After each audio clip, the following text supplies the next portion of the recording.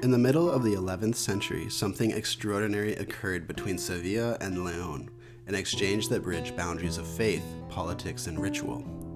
Around 1063, King Fernando I and Queen Sancha of León arranged for the relics of Saint Isidore of Seville, the great Visigothic bishop, theologian, and now considered doctor of the church, to be brought from Muslim-ruled Seville to their royal capital. This moment would become one of the most symbolically charged events in Iberian history. The Historia Silense, a chronicle written decades later, records a remarkable detail. It tells us that al-Mu'tadid ibn Abad, the powerful Muslim ruler of Seville, personally shrouded the reliquary of Saint Isidore in a magnificent textile.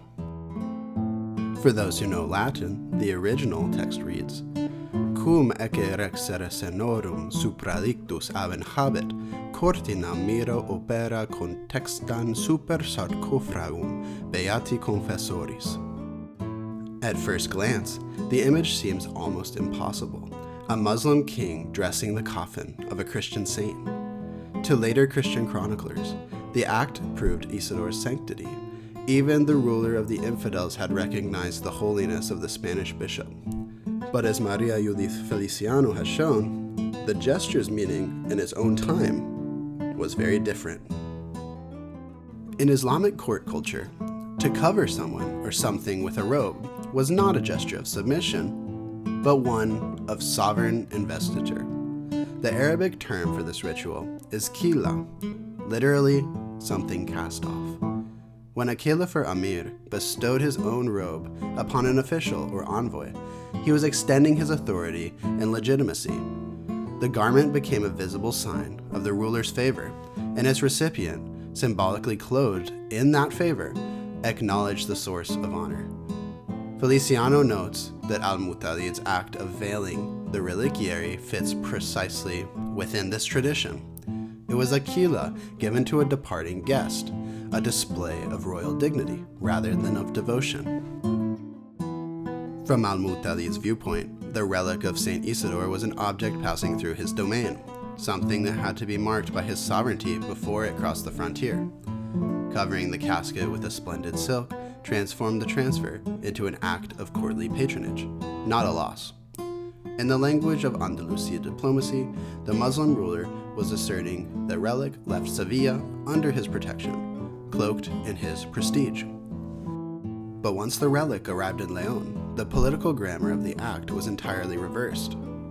The Christian chroniclers no longer saw a sovereign bestowing a robe of honor. They saw a Muslim confessing the saint's power. The textile, stripped of its original meaning, had become something else. To them, Isidore's sanctity had so impressed the Muslim ruler that he dared not let the body leave his city without an offering of silk and gold. What had been a royal gesture of control became, through a Christian retelling, a token of submission before the true faith. The textile itself survived the journey. Carbon dating shows that the silks lining the reliquary of Saint Isidore were woven in the 9th or 10th centuries, long before Fernando's donation of 1063. They were not new fabrics purchased for the occasion, but older, prestigious materials already imbued with ritual history. Feliciano emphasizes that in the Middle Ages, the reuse of consecrated textiles was not a sign of decay, but of sanctity. Once a cloth had adorned the sacred space, or been used in ritual, it carried a memory of holiness. To reuse such material was to inherit its blessing. Thus, the silk that once served as al-Mu'tadid's qila, a sign of royal authority, was transformed again upon reaching León. When it touched the saint's body, it became consecrated by contact. The same fabric that had represented Muslim sovereignty was now venerated as a Christian relic. In Feliciano's words, the textiles of San Isidoro, quote, came into most direct contact with the sacred, end quote, performing the essential work of relics themselves, preserving, protecting, and sanctifying. This crossing of meanings reveals the double life of medieval art. A single object could inhabit two symbolic systems at once, political in one world, devotional in another. To the Taifa court, the act of shrouding the casket was an investiture of power. To the Leonese court, it was proof of divine triumph. In both, the silk itself carried an authority. It was, quite literally, the medium through which legitimacy was expressed. By the time the reliquary was installed in the new royal church of Saint Isidore León, the textile had absorbed every layer of meaning: the prestige of Central Asian or Near East manufacture, the authority of a Muslim ruler, the sanctity of the saint it wrapped, and the political aspirations of a Christian monarchy eager to portray itself as heir to the Visigothic past. The story of the shroud is therefore not just a tale of gift-giving between enemies. It is the study of cultural translation. The same fabric spoke two opposite languages. In Seville, it said power. In León, it said piety. Each side read it as its own victory.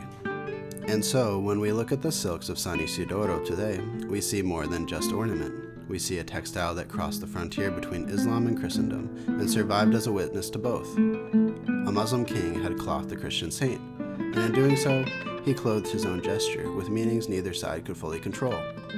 The silk became a relic of encounter itself, an object that bore, in its very weave, the intertwined threads of power, faith, and imagination that defined medieval Iberia.